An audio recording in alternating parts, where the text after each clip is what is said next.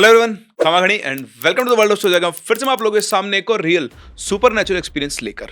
जरा सोचिए, आप अपने भाई को नींद से जगाते हैं और वो एकदम से किसी औरत की आवाज में बात करने लगता है। वो लड़का जो कल तक नॉर्मल था, वो आज पेड़ की डालियों पर उल्टा लटक कर आपको देखकर मुस्कुरा रहा है। जी हाँ, ऐसा ही कुछ हुआ संजय के भाई अनिल के साथ। हमारी आज की स्टोरी हमारे साथ शेयर की है आशुतोष जी ने, और ये कहानी उन्हें उनके भी ग्रैंडफादर ने सुनाई थी। तो आप देख सकते हैं, समझ सकते हैं कि कहानी कितनी पुरानी है। ये कहानी है संजय की, जिन्होंने सर्दी की एक ठंडी रात में कुछ ऐसा देखा जिसने उनके भाई की जिंदगी बदल दी। तो तैयार हो जाइए, क्योंकि ये सिर्फ एक भूत की कहानी नहीं, ये उस गलती की कहानी है जो शायद आप कभी भी कर सकते हैं। कहानी में आगे बढ़े उससे पहले अगर आपके पास कोई रियल सुपरनेचुरल एक्सपीरियंस है या फिर कोई इंटरेस्टिंग स्टोरी है, तो आप हमारी इन दी गई आईडीज पर इन स्टोरीज को शेयर कर सकते हैं। इसी के साथ साथ हम लोग ने नई मुहिम शुरू की है, जिसमें आप अगर हमसे स्टोरी शेयर करते हैं और आपकी स्टोरी हमारे चैनल पे फीचर होती है, तो हम आपको एक छोटा सा टोकन ऑफ अप्रिसिएशन देंगे। 500 रुपीज का एक पेमेंट हम आपको करेंगे, क्योंकि हम जानते हैं कि स्टोरी लिखने में, बताने में कितने टाइम और कितनी मेहनत लगती है, और हमारी तरफ से आपके लिए छोटा सा एक गिफ्ट होगा। हाँ, उसके लिए आपको चैनल को सब्सक्राइब जरूर करना होगा। और वैसे भी अगर आप स्टोरी शेयर नहीं भी कर रहे हैं, तब भी आपने अगर चैनल को सब्सक्राइब नहीं किया है, तो जरूर जरूर जरूर सब्सक्राइब करें, क्योंकि ऐसी इंटरेस्टिंग सुपरनैचुरल स्टोरीज हम आपके लिए लगातार लाते रहते हैं। तो चलिए कहानी में बढ़ते हैं आगे, और उससे पहले मैं आपको इस कहानी के कैरेक्टर्स के नाम बता देता हूं। तो जो हमारी कहानी के मेन कैरेक्टर्स हैं, उनमें एक है संजय, दूसरा उनका छोटा भाई अनिल, और तीसरी है इन दोनों की मदर नीलम। तो ये टाइम तब का था जब संजय की एज अराउंड 27 ईयर्स की थी, और वो उस वक्त गांव के ही एक स्कूल में टीचर थे। तो उनका जो स्कूल था, उसकी लोकेशन बहुत इंपॉर्टेंट है। वो गांव के सबसे किनारे पर था, और वहां के बाद आप ये मान लो कि गांव खत्म होता था, और स्कूल के जस्ट 100 मीटर पर ही एक नदी बहा करती थी, जो जिसे आप इस गांव की बाउंड्री कह सकते हो। उसकी दूसरी तरफ जंगल था, और उसके बाद कोई दूसरे गांव पड़ा करते थे। तो बात है सर्दियों के टाइम की, शायद आधी रात हो रही थी, 2-2:30 बजे के आसपास का टाइम हो रहा होगा, और तभी संजय को कुछ लोगों की चलने की आवाज आती है, जिससे उसकी नींद टूट जाती है। उन्हें लगता है कि शायद सुबह हो गई है, क्योंकि संजय की आदत थी, उनकी रोजाना आंख, गांव के लोग जब सुबह उठकर फ्रेश फ्रेश होने निकलते हैं, चलते हैं, बातचीत करते हैं, तो ऐसी आवाज से खुला करती थी। अभी जब संजय की आंख खुली, तो जिस रूम में वो सो रहे थे, उस रूम में घड़ी नहीं थी। वो अंदर वाले कमरे में थी, जिसमें उनका और जो उनकी फैमिली थी, मतलब बेसिकली उनकी मदर वगैरह थे, वो सब लोग सो रहे थे। ये और इनका भाई अनिल, वो बाहर वाले कमरे में सो रहे थे। अब आप सभी जानते हैं कि गांव के लोग सुबह 4-5 बजे उठ जाते हैं, और सर्दियों के टाइम पर सुबह 4-5 बजे भी अच्छा खासा अंधेरा रहता है। तो जो आवाजें हुई, उसे संजय की आंख खुली। उसे टाइम का पता नहीं था, और उसे लगा कि सुबह हो गई है, और वो सीधा उठकर अपना लोटा लेकर फ्रेश होने के लिए खेतों की तरफ निकल पड़ा। अब चलते चलते संजय के मन में ख्याल आता है कि रोजाना जब वो यहाँ जाता था, तो उसे कोई ना कोई दिखता था, पर आज वो जब से घर से निकला है, एक आदमी छोड़ो, एक परिंदा भी उसे नजर नहीं आ रहा है।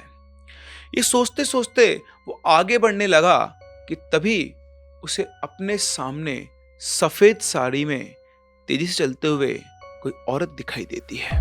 हल्की सी धुंध सी हो रखी थी। शुरू में तो उसे एक सफेद साया दिखा, लेकिन बहुत ध्यान से देखने पर उसे दिखाई दिया कि उसके सामने एक औरत है, जो एक बार इस तरफ जाती, फिर एक बार इस तरफ जाती, फिर वापस पीछे आती, फिर ऐसे आती, और इस तरह से वो उस पगडंडी के किनारों पे एक अजीब से पैटर्न के अंदर चल रही थी।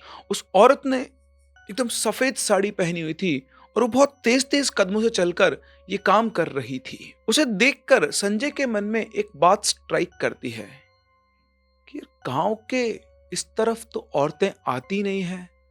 मतलब जो गांव की लेडीज थी, वो सुबह फ्रेश होने के लिए दूसरी तरफ जाती है, और आदमी इस तरफ आते हैं। और ये सोचकर संजय जब दोबारा सामने देखता है, तो वहां पर कोई भी नहीं था। बिल्कुल शांति हो रखी थी। अब जहां संजय खड़ा हुआ था, उसके सामने ना खेत ही खेत थे। ऐसा कोई रास्ता नहीं था कि पगडंडी मुड़ गई हो या कुछ हुआ हो।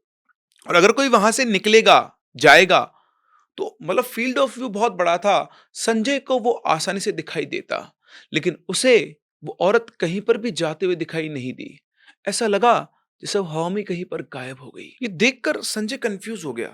उसे लगा कि उसकी शायद नींद पूरी नहीं हुई है, क्योंकि सिर भी भारी भारी लग रहा था और इसी वजह से उसे सब कुछ दिखाई दे रहा है। खैर, वो अपना फ्रेश वगैरह होता है और वापस से अपने घर की तरफ चलने लगता है। अब जब वो अपने घर की तरफ चल रहा था, तो उसे महसूस होता है कि उसके पीछे कोई चल रहा है। सर्दियों के अंदर सन्नाटा रहता है और आवाज भी काफी तेज आती है। तो जैसे वो चल रहा था, उसे अपने पीछे जस्ट कदमों की आवाज आ रही थी और वो कदमों की आवाज सुनकर वो एकदम से खड़ा हो जाता है। जब वो एकदम से रुकता है, तो उसे पूरा ऐसा फील होता है कि कोई उसके पीछे खड़ा है और वो तेज तेज सांसें ले रहा है।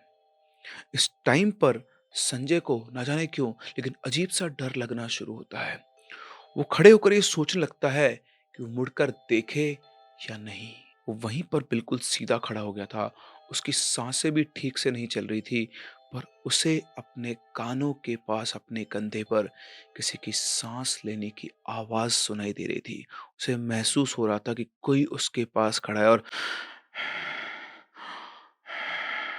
ऐसे आवाज कर रहा है।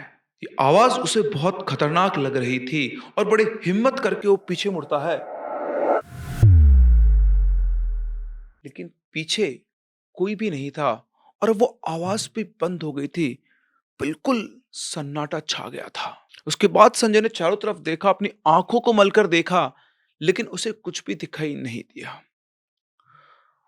वो डर और कंफ्यूजन में थोड़ा जल्दी चलते हुए घर की तरफ बढ़ा। घर पहुंचकर उसने थोड़ी राहत की सांस ली और सीधा अपने कमरे में गया और अपने भाई अनिल को उठाते हुए बोला कि सुबह हो गई है, उठ जाओ। अनिल उठता है। वो बहुत गहरी नींद में था और उसी नींद के अंदर वो अपने पास में अपनी हाथ की जो घड़ी थी उसके ऊपर टॉर्च मारता है और टाइम देखता है तो अभी रात के सिर्फ 2:30 बजे थे। वो संजय से बोलता है, अभी कहाँ सुबह हो गई, तो रात के 2:30 बजे हैं, इतनी रात में जाग कर क्या करेंगे। और ये बोल करके अनिल वापस सो जाता है।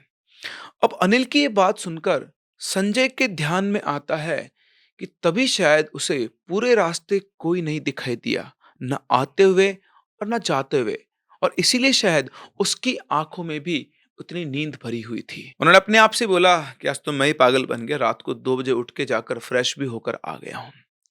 उस दौरान उनके साथ जो भी कुछ हुआ उसके ऊपर उन्हें ज्यादा ध्यान नहीं दिया और वो भी जाकर अपना वापस से सो गया। अब जब सुबह होती है तो संजय की आंख नहीं खुलती है, तो उसकी मदर नीलम आकर संजय को जगाती है और बोलती है कि रोजाना तो खुद उठ जाते हो, आज इतनी देर तक क्यों सो रहे हो। संजय उन्हें कुछ भी नहीं बोलता, बस उठ जाता है।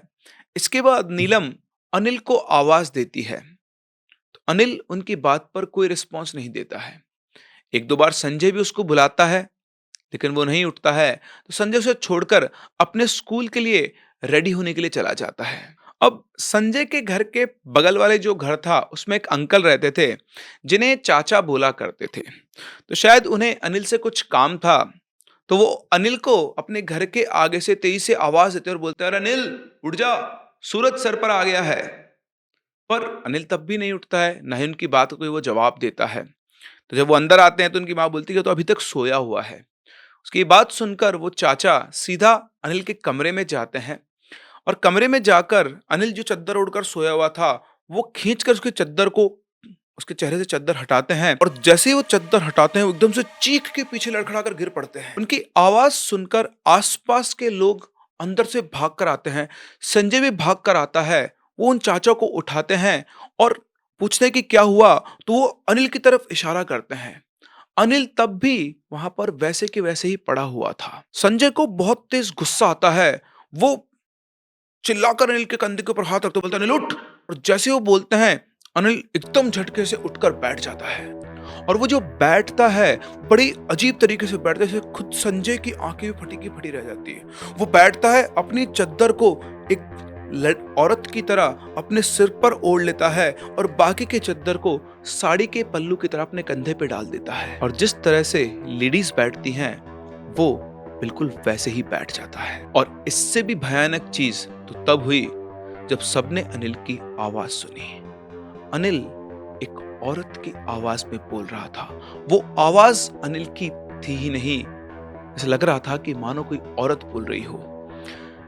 ये सुनकर किसी को कुछ भी समझ में नहीं आया कि कैसे रिएक्ट करे, और तभी वो चाचा जी एकदम से गुस्से में अनिल को डांट कर बोलते हैं, सीधा अंदर जा। अनिल भी नॉर्मल अपना उठता है और बिना किसी से कुछ बोले अंदर चला जाता है। इसके बाद वो आसपास में जो भीड़ इकट्ठा हो गई थी, उन सबको चाचा बोलते हैं कि ये साला नौटंकी कर रहा है, आप लोग जाओ। सब लोगों के जाने के बाद वो चाचा संजय को बुलाते हैं और उससे कहते हैं कि जितना जल्दी हो सकता है अनिल को किसी ओझा के पास ले जाओ, इस पर मुझे कोई ऊपरी साया लग रहा है। अब ये बात सुनकर संजय उनकी बात को इग्नोर करता है और सोचता है कि तो सिर्फ फालतू बात बोल रहे हैं। उस टाइम पर तो संजय उनसे बोल देता है कि हाँ मैं उसे ले जाऊंगा, लेकिन उनके जाने के बाद संजय इस बात को इग्नोर करके अपना डेली की तरह अपने स्कूल चला जाता है। स्कूल जाने के बाद जब लंच का टाइम चल रहा था, तो उस टाइम पर स्कूल्स के अंदर ये मिड डे मील वगैरह नहीं होता था, और जो प्राइमरी क्लास के बच्चे हुआ करते थे वो घर जाकर ही अपना लंच कर कर आते थे। तो कुछ बच्चे लंच करने गए हुए थे, कुछ बच्चे वहीं पर स्कूल के ग्राउंड में खेल रहे थे, और संजय भी बाहर कुर्सी के ऊपर बैठा बैठा अपनी किताब पढ़ रहा था धूप में। वो अपनी किताब पढ़ रहा है कि तभी उसके सामने एक बच्ची आती है, पूरी पानी में भीगी हुई। वो बच्ची संजय के स्कूल की नहीं थी। उसने उस बच्ची को भीगे हुए देखा तो उससे पूछा वो कहाँ से है और कौन है। पर वो लड़की उसकी बात का कोई जवाब नहीं देती है, बस वो एकटक खड़ी होके संजय को घूरती रहती है। संजय भी उसे देखकर पहचानने की कोशिश कर रहा था कि तभी जो दूसरे टीचर थे वो संजय को बुलाते हैं और कहते हैं, अरे भाई तू किससे बात कर रहा है।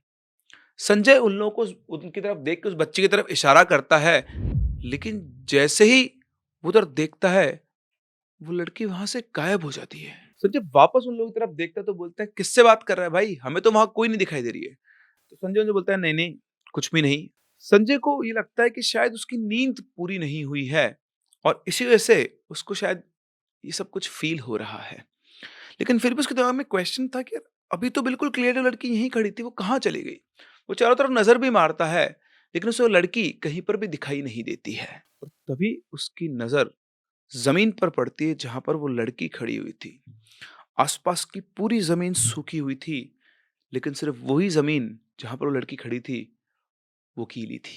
खैर आसपास बच्चे भी खेल रहे थे, संजय ने भी इग्नोर किया कि हो सकता है वो बच्ची नहीं बच्चों के बीच में निकलकर कहीं पर चली गई हो। वो वापस अपनी बुक पढ़ने लगता है और उसने वापस अपनी बुक पढ़ना शुरू ही किया था कि तभी उसे अचानक से एक और फीलिंग आती है, फीलिंग ऑफ बीइंग वॉच्ड। जब आपको कोई कहीं दूर से खड़ा होकर देख रहा होता है तो आपके सिक्स सेंस आपको ये बता देती है कोई ना कोई आपको घूर रहा है, और आपकी उस पर नजर चली ही जाती है। और कुछ ऐसा ही हुआ संजय के साथ। वो बैठा बैठा अपनी किताब पढ़ रहा था कि तभी उसे एकदम से वापस से फील हुआ कि कोई उसे घूर रहा है।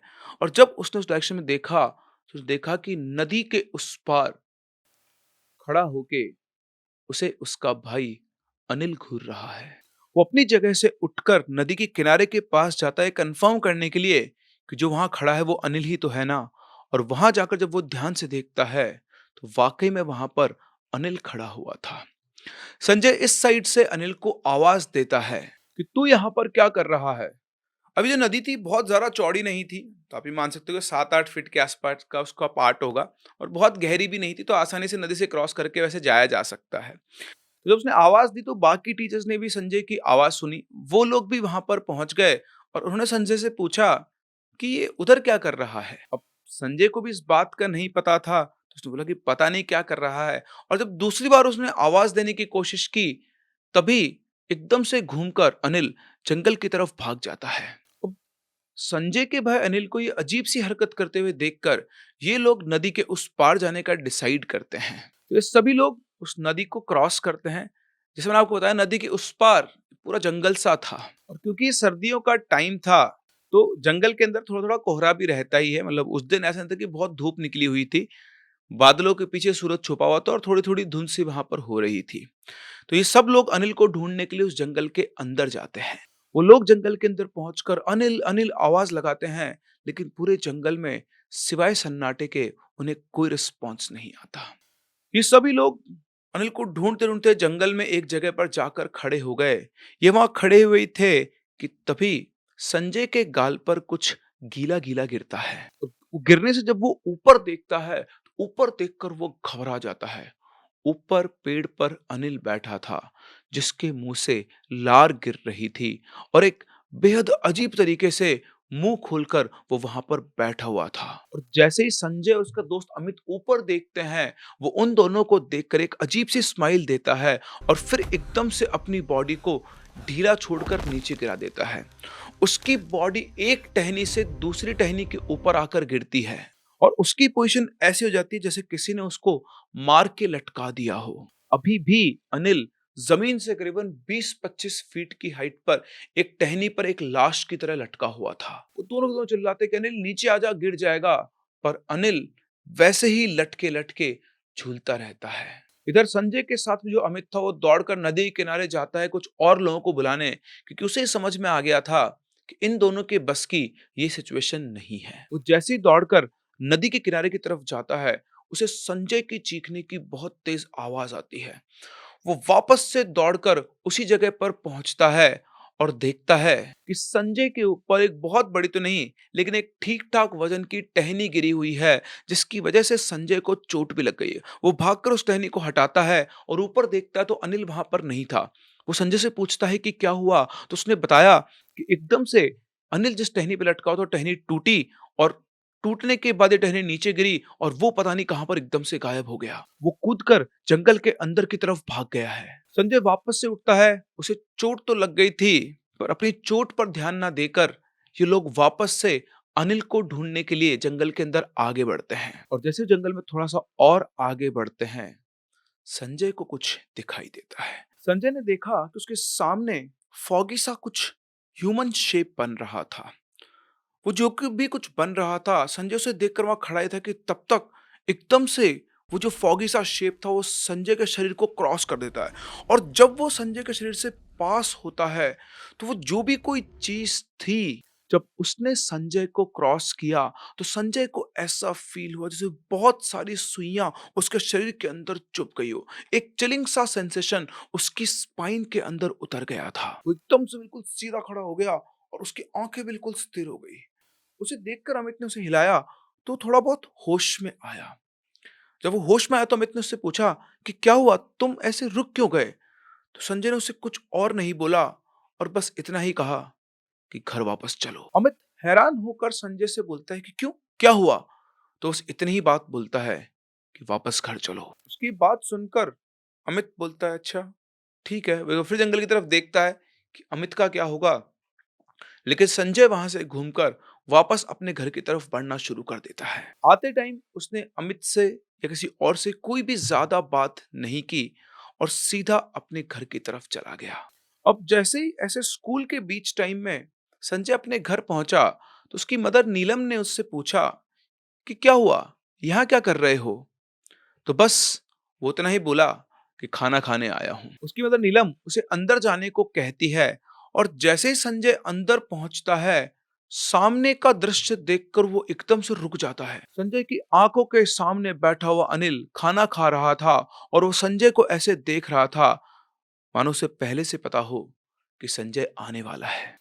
वो संजय को देखकर एक अजीब सी कोल्ड स्माइल देता है। संजय बिना कुछ बोले वहां से वो जो बगल वाले चाचा थे उनके यहाँ जाता है और उनको सारी बात बताता है। वो चाचा जी संजय के साथ उसी वक्त दूसरे गांव के लिए निकल जाते हैं। उस दूसरे गांव में उन्हें एक ओझा मिलते हैं, जिन्हें वो सारी बात बताते हैं। तो वो ओझा इनको कुछ ज्यादा नहीं बताता है और उन्हें एक बाबा के पास भेज देता है।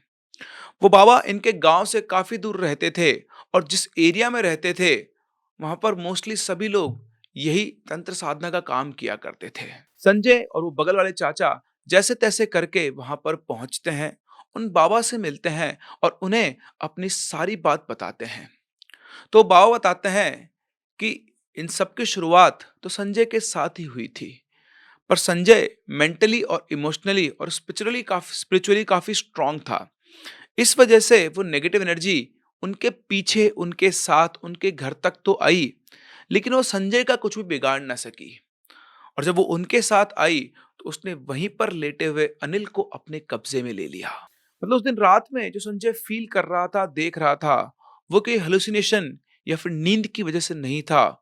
उस वक्त सच में कोई नेगेटिव एनर्जी संजय से कनेक्ट करने की कोशिश कर रही थी, और वो संजय का पीछा इसलिए कर रही थी क्योंकि अक्सर ऐसा कहा गया है कि अगर आप किसी सुनसान जगह पर जा रहे हो और पीछे से कोई आवाज हो या हलचल हो, तो आपको पीछे मुड़कर नहीं देखना चाहिए।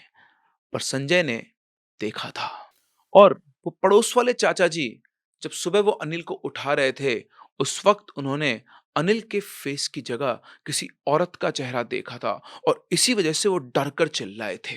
पर सब परेशान हो जाएंगे, इसलिए वो बात उन्होंने किसी को भी नहीं बताई, और सिर्फ संजय से ये कहा था कि इसे किसी ओझा के पास ले जाना।